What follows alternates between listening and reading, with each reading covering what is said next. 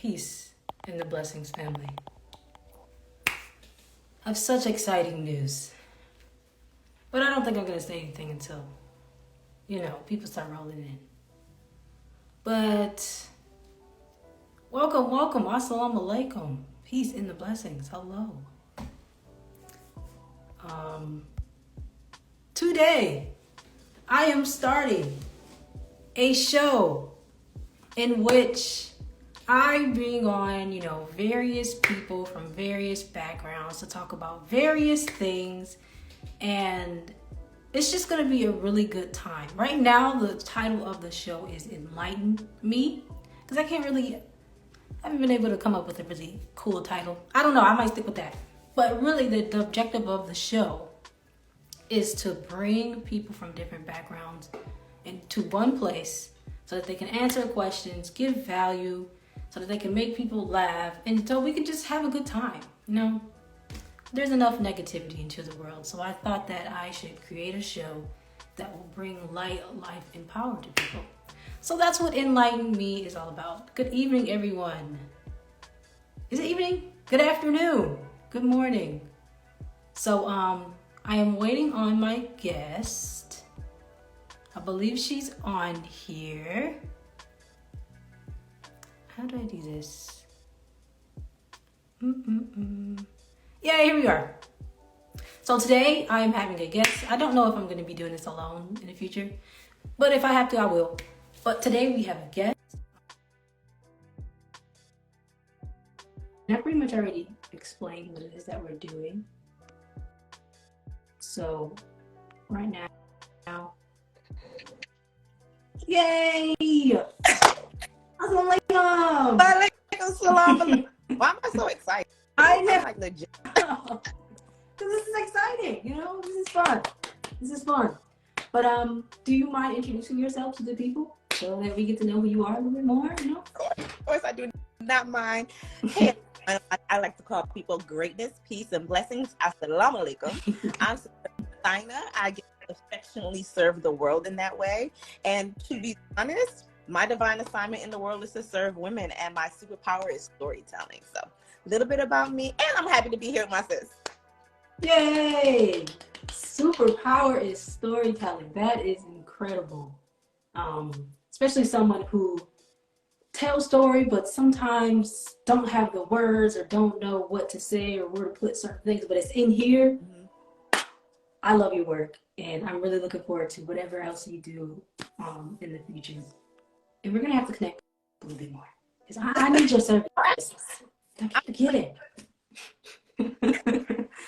Well, yes, ma'am. I briefly already touched on what this show is going to be about. I'm still kind of mapping everything out. But just so everybody know, this is a show in which I will ask Sister Mathina. That's how you say it, right? Mathina. I knew I was saying that. But I will be asking Sister Mathina various questions about what it is that she does, how she can help other people, and how she can help you all, as well as kind of random questions about pop culture, math, riddles, just some fun stuff. So it's not just, she's giving the value, but we're also seeing if she can, answer these cool, kind of crazy questions. But they're not all that difficult, in my opinion, but we shall see. We will. So, yeah, so that's what's going to be happening. She's going to be answering the questions. If you need assistance with a question, you are subject to having one answer come from the comments. So if people want to help her, you can, but that's only for one question. And at the end, if you get all 5 correct, you will be placed. Well, since this is my first episode, you're going to be on the list. So we're going to see how this goes. I'm excited. I'm looking forward to it. Yes, and I'm going to stay at the top. Everyone, tag your friends, share this live, okay? So that we can have the energy and the mind, the meld of the people, so I can stay at the top. Yes, but honestly, I'm not going to say they're hard. You got to think a little bit.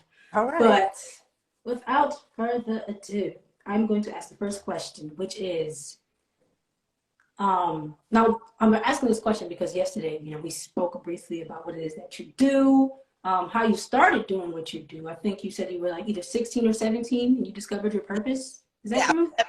I was 17 years old. That's incredible. Yeah. People are like 50 and they don't know what they're supposed to be doing with their life. So my question to you is, how did you discover your purpose so young? Mm-hmm. Like, what did you do? So Yeah. I had just started school at the national treasure known as Morgan State University. Okay. Listen, I'm a fan, okay? And I was supporting a friend, right? And she had literally said, I'm working with these young people. And she was clear, right? And she's like, I'm working with these young people, but I don't want to do it by myself. Like, I want to do it. And so we were walking up the street from the campus to the library to work with these middle schoolers on math. Mm-hmm. That is not my strength. Never has been. The process on our way back to take the children back to campus to get picked up, I could see there was a group of girls in front of me and they were talking and they was like, that was fun. And I was like, I know, but my mom is not going to let me do this. And in that moment, it was very clear to me that while I can spend time working with girls, which had always been, like I was mentoring at 14, I needed access and influence to the women in their lives. Mm-hmm. So that whatever I put in girls, whatever I was able and blessed by Allah's grace to create for young women, mm-hmm. that what they got will continue to replicate because the women in their lives had the same information and access. That is what clicked for me. I am meant to serve these girls and the women that are around them. I didn't know how, but I just knew with a moment of clarity. I can tell you what I was wearing, but I don't. It was just that clear moment. And I'll tell you, like, it was funny. I was wearing a pink head wrap and blue jeans, and that had a pink emblem, and I was wearing a pink tank top. Like, it was a moment of growth, right, throughout the entire process. But it was just so calming, and that's what made it clear for me. Yeah. Wow. It was that clear. That's all it was. Mm-hmm. Just that moment. You didn't second guess it. You just knew. Now, for most of us, I think where we bump our heads is that we tend to think that, oh, then I need to know exactly how it's done. I need to know step 1 through 67 and so 1A, 2B. And instead, let's just get moving and get in action, right? So I kept supporting my friend. It wasn't my program. I was supporting my friend. A year or so later, I went to Alabama A&M with the queen of the university at that time. Many of you may know her. Her name is Nicole at the time, Nicole. She's now Dr. Hadia Nicole Green, and has actually developed what she was studying at that time, developed this technology to have a non-invasive way of addressing cancer. She does amazing work now. And if you follow me and send me a message, I'll tag you and let you know what she's doing. But the concept is, I met her. She was the queen of the school at the time at her HBCU. And it opened my eyes to, oh, wait a minute, this is an avenue. This is a platform. I never would have thought, because I was never one to seek limelight. Most people don't believe I'm introverted. I am. And right? Best word. So when I came back to school later that year, I was like, well, maybe I could do this here.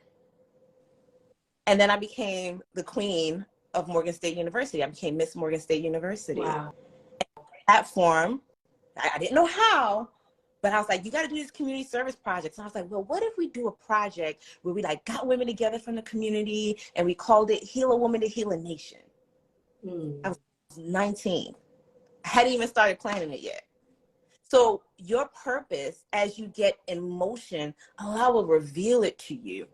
And so your purpose doesn't change. The method by which you reach your purpose, that's going to get, that's going to change. That's going to shift as you learn and grow. So just get in action. Wow. See, that makes me want to think about, let me say this first. A lot of times, Allah, God, He will give you glimpses of what you're supposed to be doing, but you gotta do the work yourself. Like, you gotta figure out how to fulfill what it is that you put on your heart to do.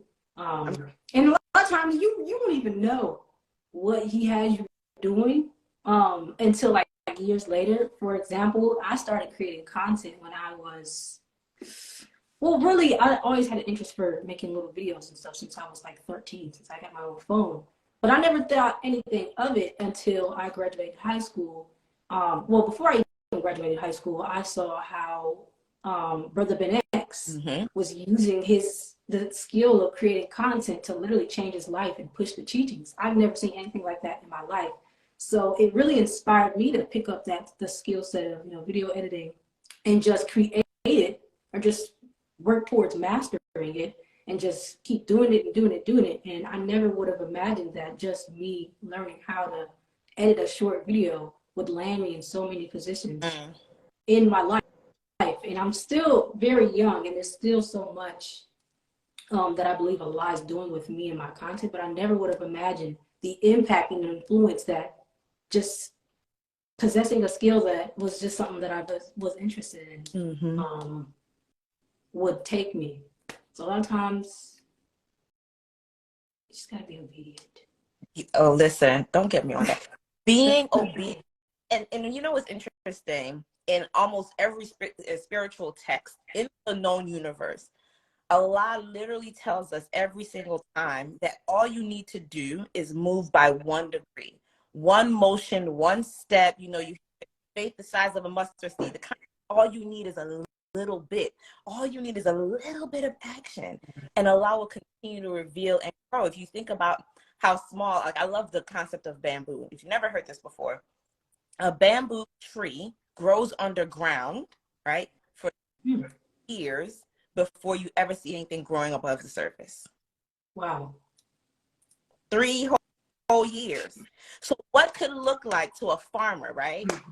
Let's say I cultivated bamboo and I planted this seed. And for 3 years, everyone else is looking at my field and going, you got nothing over there. There's nothing growing. What are you doing? What have you been up to? Have you been being obedient? And I'm still doing what I need to do to toil. And then here's the real amazing thing. Once it breaks ground and starts to grow, it can grow at a rate of 2 to 3 inches within an hour. Wow. So let's take 24 hours. By the time I was looking at this field for 3 years and there was nothing there, by the time I go to sleep and wake up, there could be a 3-foot field out in front of me that wasn't there the day before. Obedience is so much better than all the sacrifice in the world, because all you need is that degree of commitment to stay consistent, and Allah will reveal it to you. I am so excited to see what you're going to be doing, let alone 10 or 20. What? It's amazing. All praise. Stay the course. But you actually, for the second question, you ended up answering it when you responded to the first question, which was, what advice would you give to someone to discover their purpose? But you said to just start doing stuff, which is absolutely true. So that brings us into the third question, which is our first riddle of the day. Yay! All right. Now, if anyone is familiar with riddles, they're relatively simple questions, but they make you think outside of the box. So for this question, you have 15 seconds to answer it. And remember, you're only able to use the comment section to answer one question. So you can use your first call for this first question, but I don't know, the other one might be a little bit more difficult. I don't know, but okay. Are you ready? Yes, I'm ready. Okay, so the question is, what goes up but never goes down? The moon. Mm-mm. What goes up but never goes down?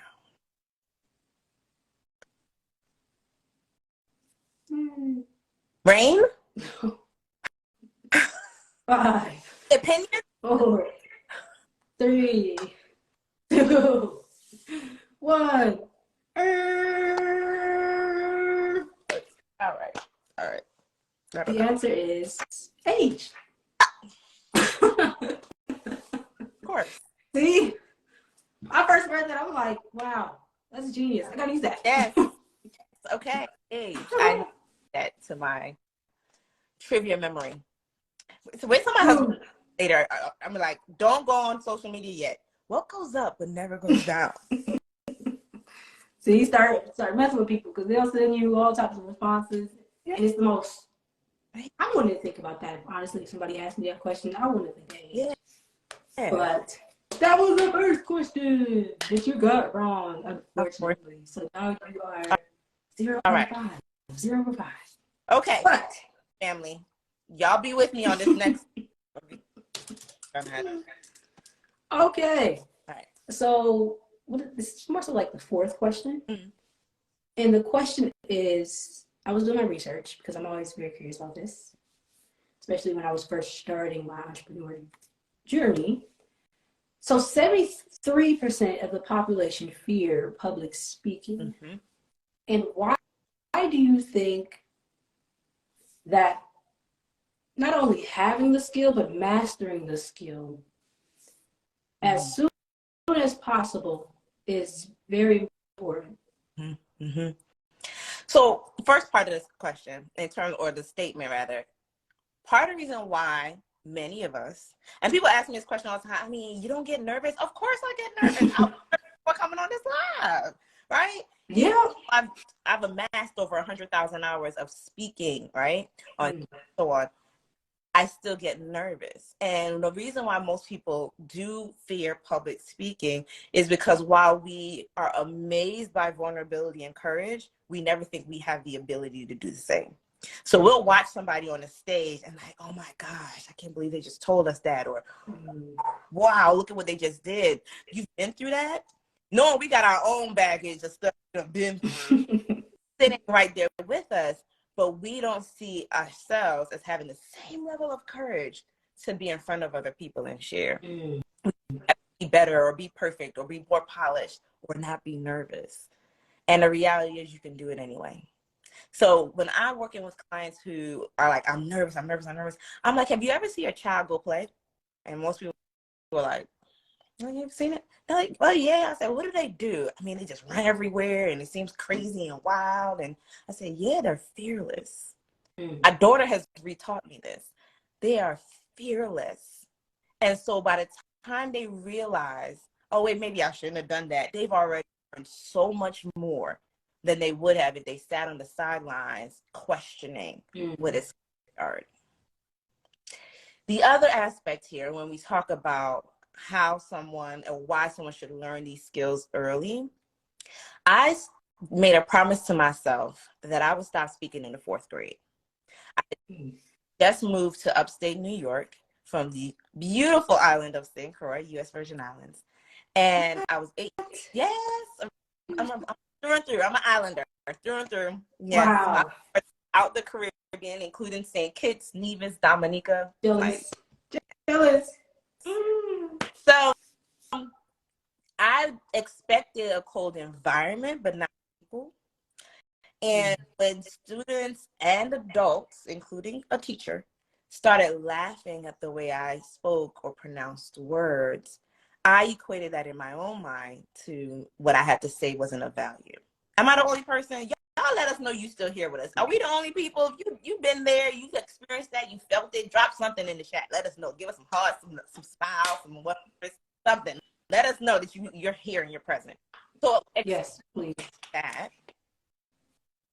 I am very quiet. Thank you. We see the hearts and the loves and I went from being literally a giant. Okay, I stepped in the 4th grade. I stepped into New York as a giant and walked away from the front of the room with my textbook in my hand after being asked to read, needing a ladder to get up on the curb. That followed me straight through high school. I started loosening up a little bit more right around that last year of high school and then into college. And in college, I decided, what if I just try to do something a little bit different, right? Turn over a new leaf. If I had actually been encouraged to release the fear around speaking in front of other people in high school or even middle school, I can't imagine where I would be. I was always a writer, so I was writing these like short stories and these poems. And then this is what helped break it up in high school. I had a teacher who was like, you can put all these pieces into a book.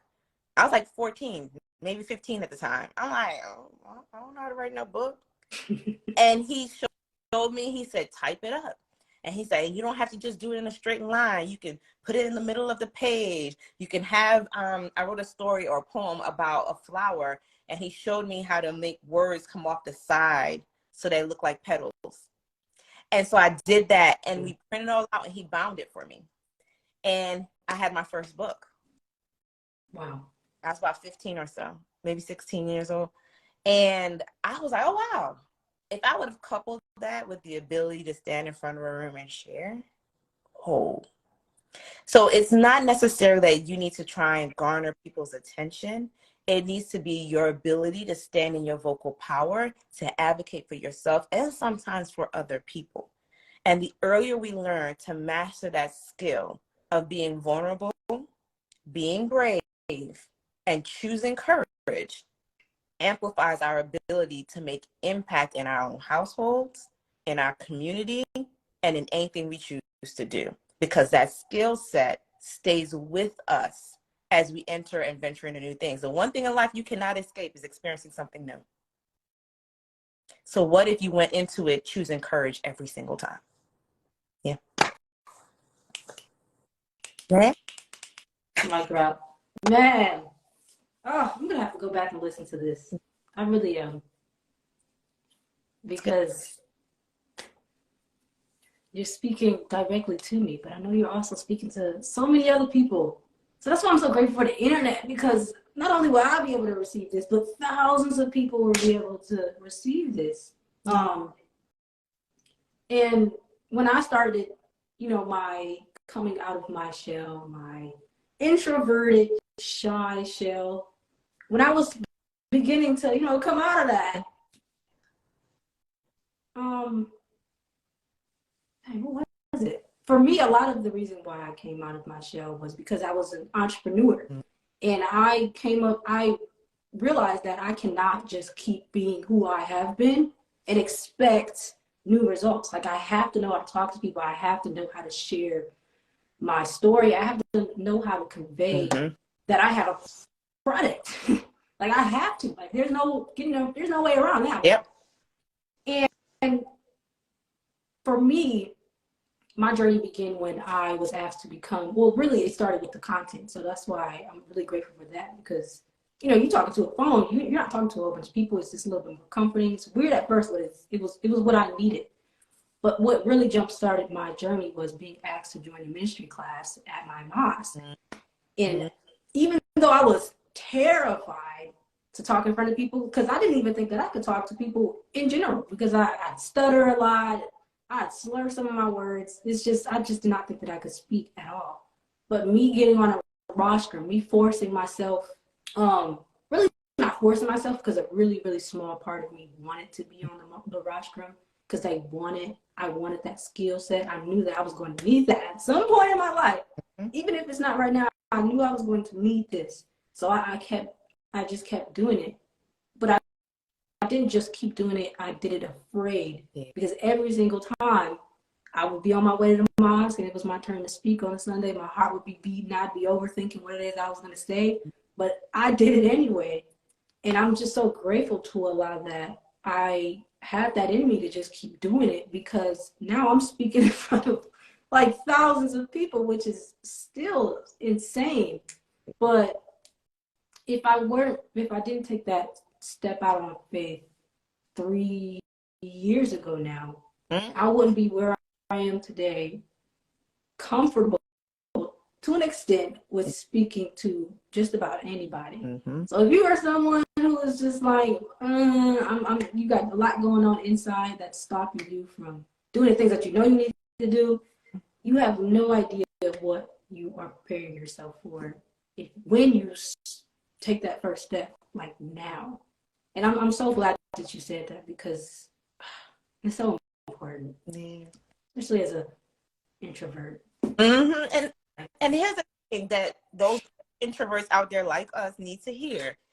There was a survey done of professional speakers. Mm-hmm. Okay? And I can't remember how many speakers were surveyed, but it was well over 1,000. And they were asked if they consider themselves introverts or extroverts, right? Mm-hmm. Over 70% of them introverts. Wow. So yeah, it's like you can still step into sharing, and I'll put it this way. Very often, part of the reason why we hesitate is because we think that there's going to be somebody else that's going to create a trail that we can follow. But Allah may really desire for you to be the one to blaze the trail, and other people are going to follow you. You don't have to be extroverted for that. You don't have to be perfect for that. You have to be a willing vessel to allow yourself to be used and be willing to go first. That's it. Woo! Thank you for Yeah. that. Thank you. And that brings us into our second question of the day. Well, our second, fun sporadic question. Yes. Okay. Hopefully, I got this. Now, I don't know. Everybody's a little different. But this is a question from actual facts. Okay. All right. Actual facts. Okay. I did not Brush it off, Mom. put the number down. Okay. But I'm going to ask the question, and you're going to have 15 seconds to answer the question. Okay. Believers, come on. Be with me. How much is the land and how much is the water? Useful land? Yes. Okay. Not useful land, but how much is the overall land? How much is overall water? Gosh, all my sisters are like, Mathina, sister Mathina. I'm like, God, I told y'all I was nervous. All right, hold on. Let me map that in my head.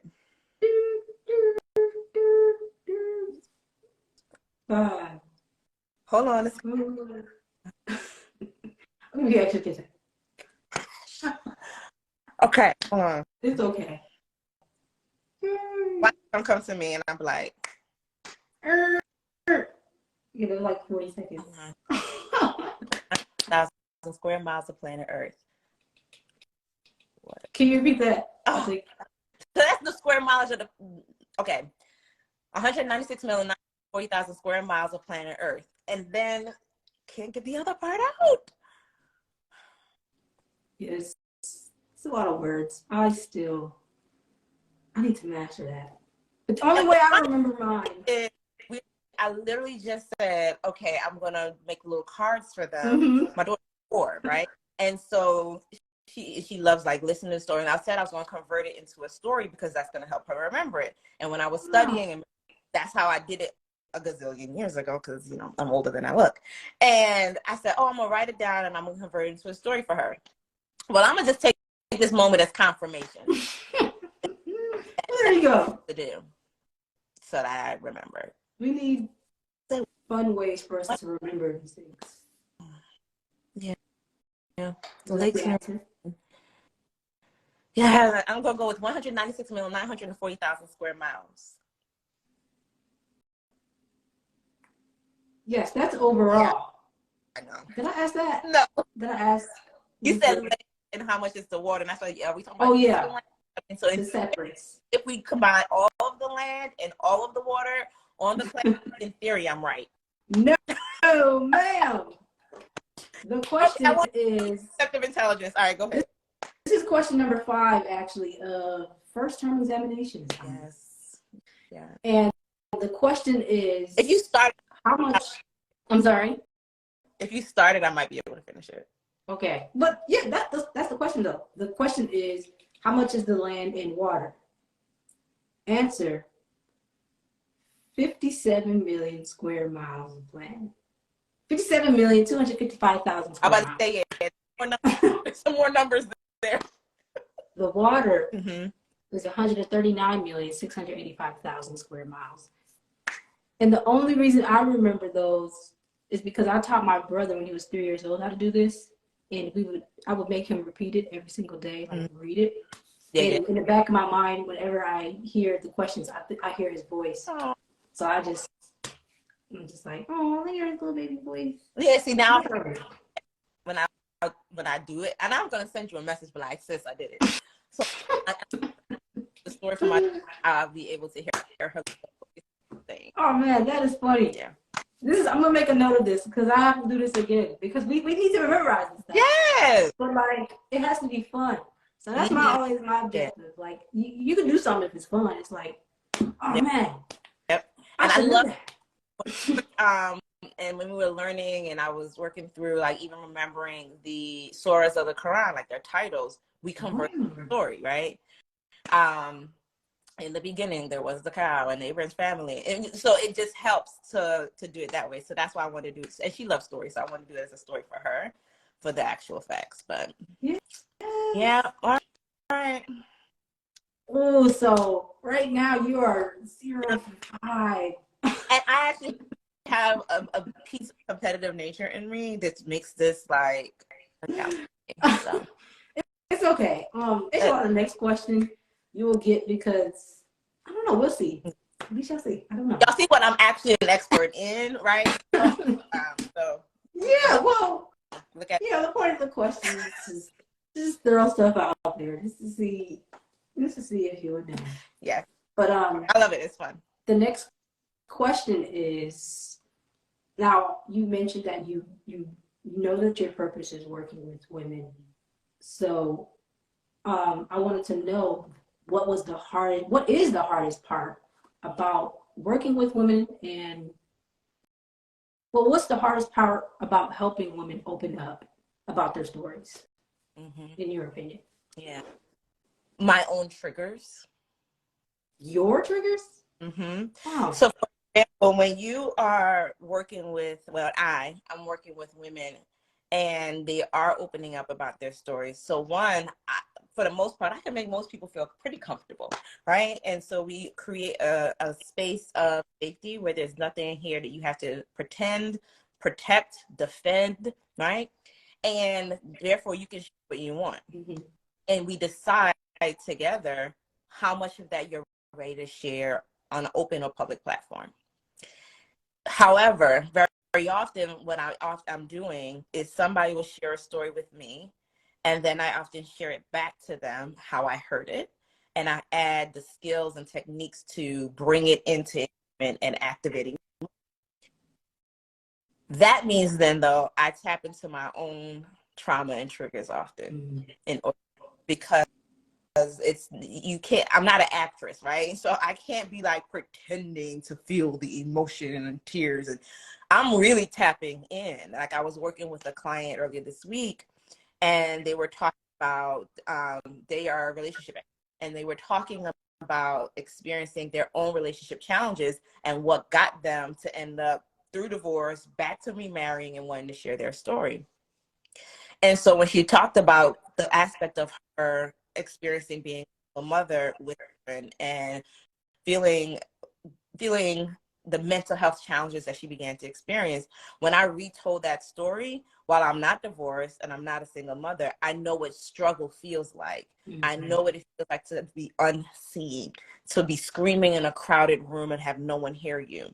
And when I'm hearing back her story, that's what I'm feeling. So I got emotional. Like, I had a tear right here. I was holding on. And she's like, how could you tell me back my story and now I'm crying as if and I said that it's more about allowing myself to tap into the vulnerability and my own experiences around pain so that it still comes through. Because as you shared it with me, I heard your pain. I heard what you had to come over in order to get there. And I want you to hear that you can go there in your story.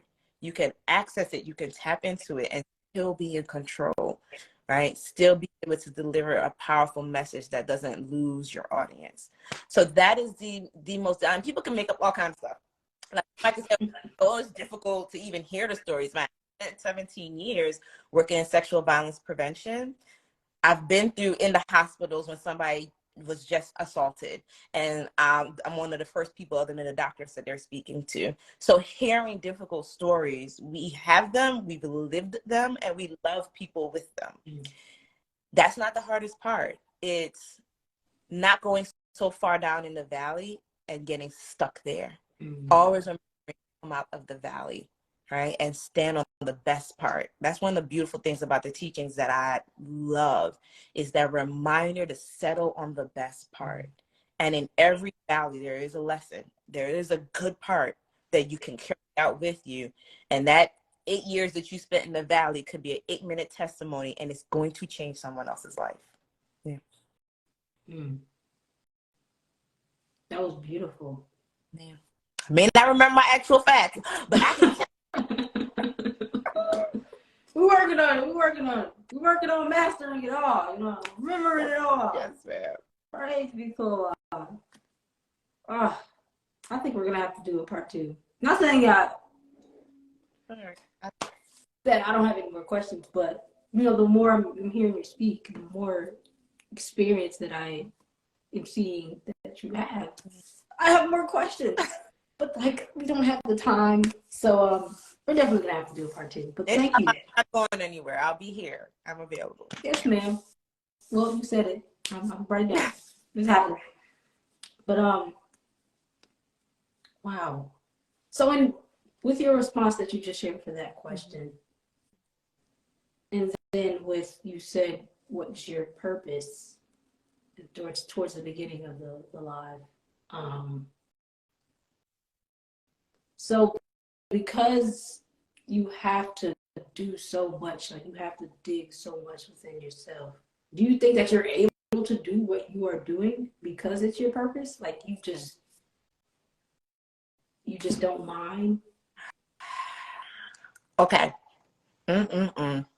Full transparency. I had a breakdown in one of my sister friend relationships, and the organization that we had built together, and I closed it. And part of my identity had been this organization, right? We had reached 2 million women around the world. We were having these amazing events. We'd been invited to the White House. I mean, I had experienced planning an event and then having 10 years later, a young woman reach out to me and say, hi, I was at your event. I was 15 at the time. I'm 25 now. I feel I'm ready for what you shared, and I kept following you. Could you point me in the direction of a mentor in your community?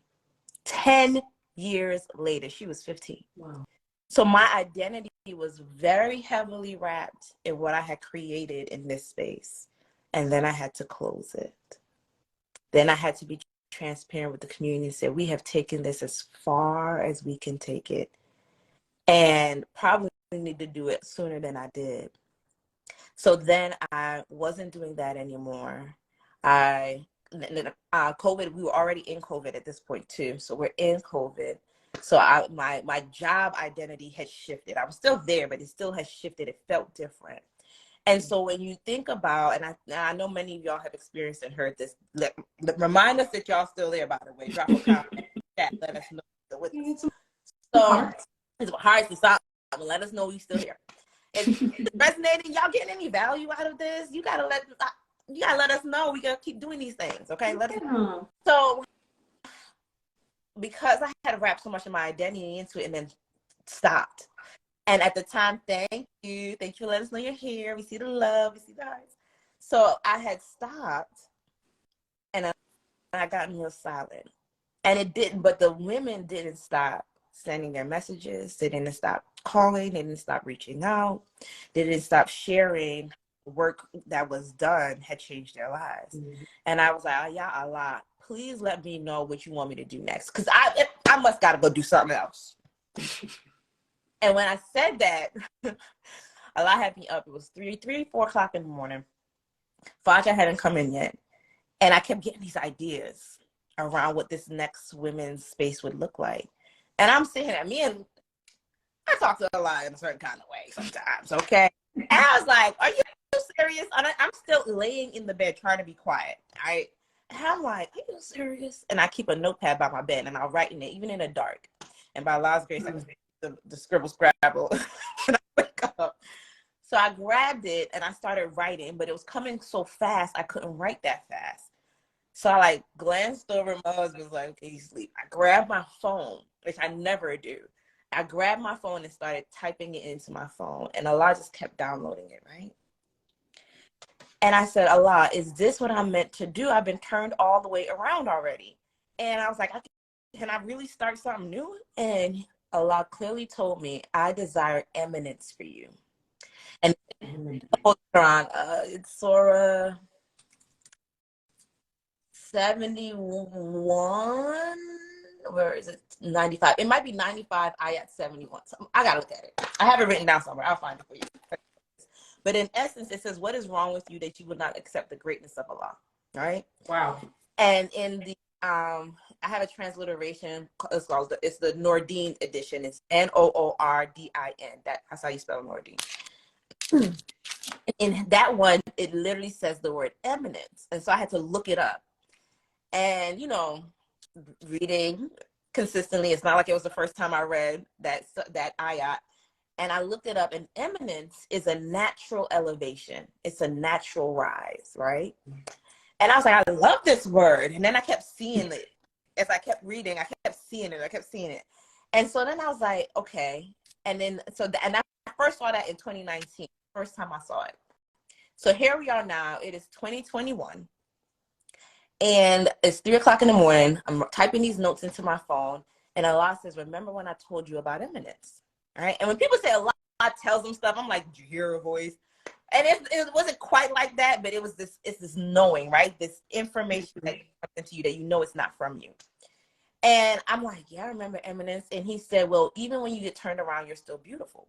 And so he gives me the name, and it's Nisa Nova. So to answer your question, the reason why I believe I am clearer in my ability to show up and serve women is because whenever I truly submit myself and take it from what I think I should be doing. If you ask me to speak on anything, you just ask me to open my mouth and start talking, this is what comes out. It's always something that is meant to elevate and show and highlight the eminence of women. Wow. Particularly Allah's women. And I believe that that's where it is. And so I say all that to say that Allah gave me the name. It's called Nisa Nova. And when I look up Nisa Nova, and those are the two most ancient languages that's still written, right, and spoken in the world, Arabic and Latin. Mm-hmm. And Nisa is the woman, right? And Nova is a star. But when you turn the actual words around, you get Asid and Avon. Avon is a river, and Asid means beautiful in Arabic. And I'm saying Asin, Asid. All my Arabic scholars, y'all teach me how to pronounce it correctly. So when you get turned around, you're still beautiful. You can still renew yourself because Allah always sends us refreshing energy, refreshing light, refreshing water. Everywhere that you see life, there is free flowing water because the movement of the water causes the water to cleanse itself. So if you look in the rivers, that's how it works. So here's my point with all this. Allah, even when he removes something from you, he will bring you ease, and it will happen sooner, quicker, faster the second time around, as long as you keep yourself in alignment with what Allah has sent for you. I always say there's 4 G's. Start with your God. Align your goals with your God. Okay? Have it be enmeshed and anchored in your gift, and that will lead you to the greatness Allah has desired for you. So you need your goal, your God, you need your gifts, your goals, and that is going to always bring you to your greatness. And if you remember to breathe with you'll be good. Can you repeat that? God. Start with your God. Start with God. Mm-hmm. 4 G. Align your gifts with your goals. I think I said the other way around the first time, but align your gift that you get Allah with your goals, and that will always take you to the greatness that Allah has prescribed for you. Wow. Yeah. Yeah. I love that. Yeah. Align your gifts with Allah, with your goals. And what was the last part? Allah will take you to a greatness. Allah has prescribed greatness for us. So if you stay anchored in him, start with Allah first, giving you certain gifts that you're meant to utilize. And if you align your goals with the gifts that Allah has given to you, you'll achieve the greatness that Allah has prescribed for you. Yeah. Wow, wow, wow. And see, that was going to be the last question that I asked. Like, what advice would you give someone? Mm-hmm. And there you go. Like, I don't even have to ask the questions. You read the questions without even knowing the questions. That's alignment. Man. Oh, man. Now, if only I could my riddle questions with this much gumption, because I'm okay with it, though. See how reciprocal this becomes. I am learning and remembering in the process of it all. Yeah. Sister said that's why we seek kingdom first. Seek Allah and his righteousness and all the things we add into you. Where's that quote? I put it somewhere on the wall. Seek first the kingdom. Righteousness.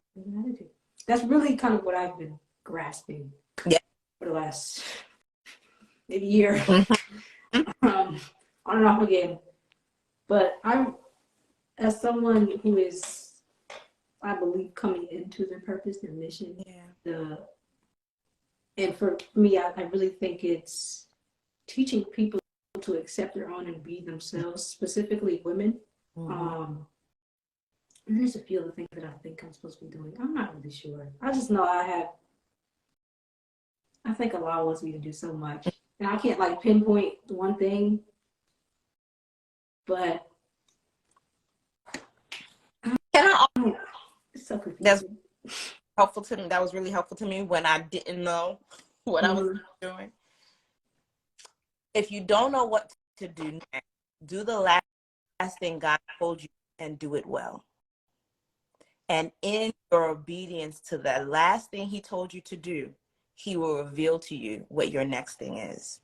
And I think sometimes we think the next thing we do is what we're supposed to do for forever. And that's not the case. The next thing you do might be done for a season, for a short period of time, for a moment. Wow. Because you again, trailblazing. You have been meant to just touch that thing for 6 months. But because you touched it for 6 months, it opens the door for somebody else that needs to be there for 6 years. You don't have to be the end all be all. You may just be a pathway. And so obedience means that you will no longer be a stumbling block on somebody else's path. Wow. You gotta keep it moving. If Allah tells you something, follow it, touch it, experience it, share that you did it. And then when you feel time to release it and let it go, release it and let it go. Because you just created a pathway or a visibility for somebody else who may be the true person that not you blaze the trail, but now they get to cultivate the land. Like, let that happen for them. And that's the beauty of being a vessel. Just allowing that to happen. But for me specifically, what stops us from being useful vessels is the anxieties, the doubts, the imposter syndrome, which is why we're going to have to go live again, because that's kind of where that's what I like to talk about, getting rid of our hindrances so that we can be pure vessels to be used to fulfill Allah God's ultimate, goal and objective.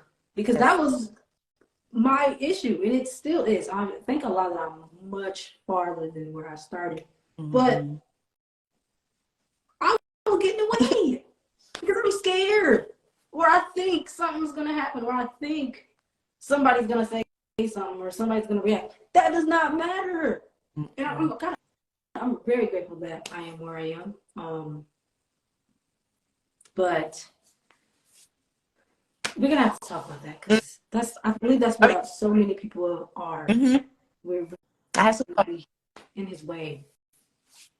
Yeah, got some thoughts related to that. So yeah, I'm happy to do it because. Okay, I'm trying not to derail us because I know we don't have much time left, but I'm just saying there's some things that we need to do because we're looking at our imposter syndrome the wrong way. Mm-hmm. Okay, now you're gonna make me say it. So here's what we look at imposter syndrome as, oh, I'm not really good enough to do this, right? That I'm pretending that I'm better than I am. Mm-hmm. No, you're an imposter to your actual greatness. You're pretending to be less than you are. Mm. So what happens if you actually, instead of pretending anything, you just step into your existence with the power that you have? You are pretending. You're the imposter is being less than you actually are. Seeing yourself as less than you're meant to be. I'm gonna hold the rest. Oh my goodness. See, that was like four paragraphs? We're gonna have to do another part. Oh man, I think a lot of that he put it on my heart to reach out to you to be the first guest. I'm so grateful. Like, I was so I was like, yes, of course. I love it.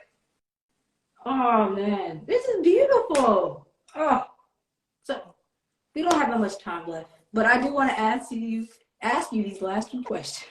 Okay, and I'll do shorter answers. Okay, and they're not. Let me just ask the first one. I'm gonna ask both of them, but you're gonna ask the first one first. So this is a pop culture. I don't know if it's really pop culture. It's just at this point it's history. Okay. So in the United States, what was the exact month in 2020 that states began implementing shutdowns in order to prevent the spread of COVID-19? March. Bingo! I finally got one. See, I was gonna ask for the exact date because there is a date. Apparently, I didn't know there was a date. March 16th, isn't it? No, 13th. Apparently, it was March 15th. 15th. Okay, I knew it was in there because because I was at work and we were like, okay, we gotta send everybody home. So I was in a and I think I had COVID at the time. Actually, I'm almost 100% sure I had it that past November, like November of 2019, because I don't get sick, and I got sick for 2 weeks, and it was like the sickness that wasn't going away. They didn't really know what was going on. It was crazy, but Yep. You got that question right. Yeah. 1 out of 5. Now, this last one is more so a bonus question, but it's hard. But if you don't, go ahead. I'm ready. Go ahead. Okay. So the question is, what is 3/7 of chicken, 2/3 of cat, and 2/4 of goat? Of a goat? Of goat. Of goat. I was going to say the pig, but you said goat, and that made me go, I don't think it's goat. I think it's dog. I don't know. Okay, that's it. Pig is as close as I can get. A boar, a hog, something. Well, see, this is a riddle, and there's layers to it. Oh, goodness. But the answer is Chicago. And if you think about it, what is 3/7 of chicken? There's 7 letters in chicken. The first 3, CHI, shy. 2/3 of cat, there's 3 letters in cat.